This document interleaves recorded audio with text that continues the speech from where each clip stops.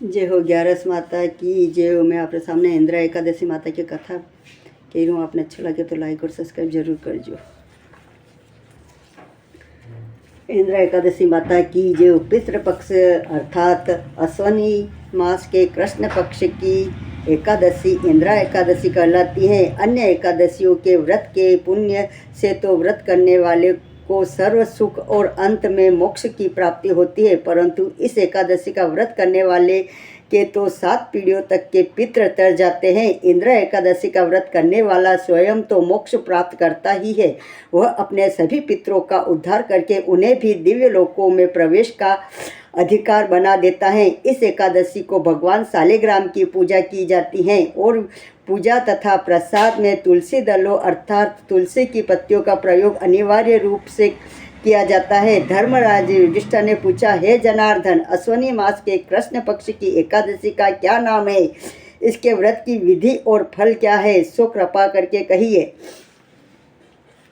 श्री कृष्ण ने कहा, हे राजन, इस एकादशी का नाम इंदिरा एकादशी है। यह एकादशी पापों को नष्ट करने वाली तथा पितरों को अधोगति से मुक्ति दिलाने वाली है। आप ध्यानपूर्वक इसकी कथा सुनो।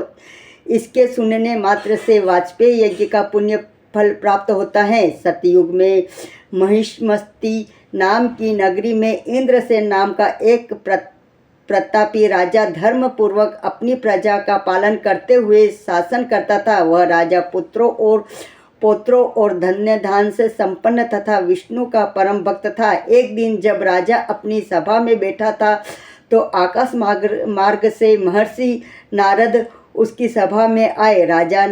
राजा उनको देखते ही हाथ जोड़कर खड़ा हो गया और विधिपूर्वक आसन व अर्घ्य दिया।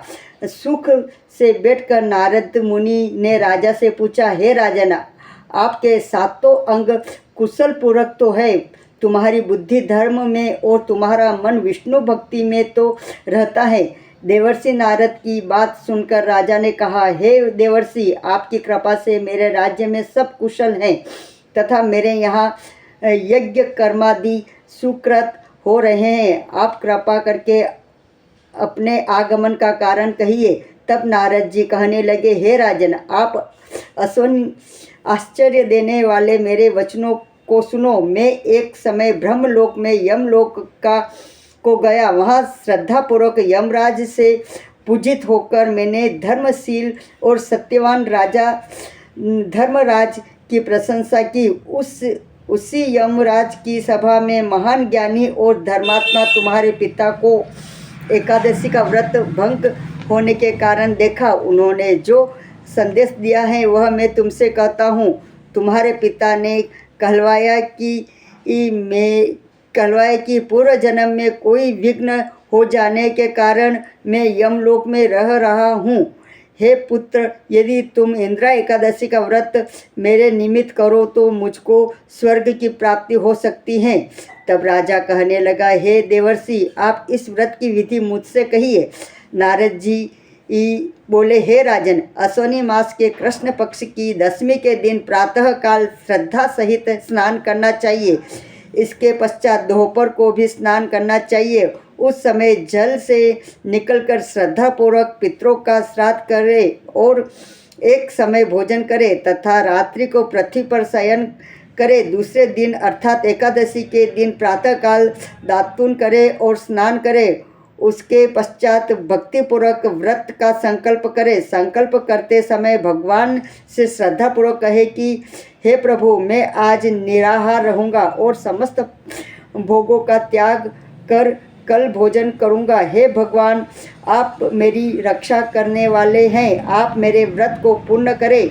इस प्रकार आचरण करके दोपहर को शालिग्राम की मूर्ति के आगे फल फूल रखकर उनकी पूजा करें। शाम को भगवान विष्णु का धूप दीप नैवेद्य आदि से पूजा करें तथा रात्रि जागरण करें। इसके उपरांत द्वादशी के दिन मौन होकर बंधु बांधवों सहित भोजन करें। वह यही इंदिरा एकादशी के व्रत की विधि है। हे राजन, यदि तुम भक्ति भाव से इस एकादशी के व्रत को करोगे तो तुम्हारे पिता अवश्य ही स्वर्ग को प्राप्त होंगे। देवर्षि नारद जी राजा को यह उपदेश देकर अंतर्ध्यान हो गए। राजा ने इंदिरा एकादशी के आने पर बंधु बांधवों और दरबारियों सहित इस व्रत को किया। व्रत के प्रभाव से आकाश में पुष्पों की वर्षा हुई और राजा का पिता यमलोक से गरुड़ पर चढ़कर स्वर्ग को गया। राजा इंद्रसेन भी एकादशी के व्रत के प्रभाव से इस लोक में समस्त सुख भोगकर अंत में स्वर्ग लोक को प्राप्त हुआ। श्री कृष्ण भगवान ने अंत में कहा, हे धर्मराज युधिष्ठिर, यही इंदिरा एकादशी का महत्व है। इस कथा के पढ़ने व सुनने मात्र से ही समस्त पाप नष्ट हो जाते हैं और अंत में स्वर्गलोक की प्राप्ति होती है।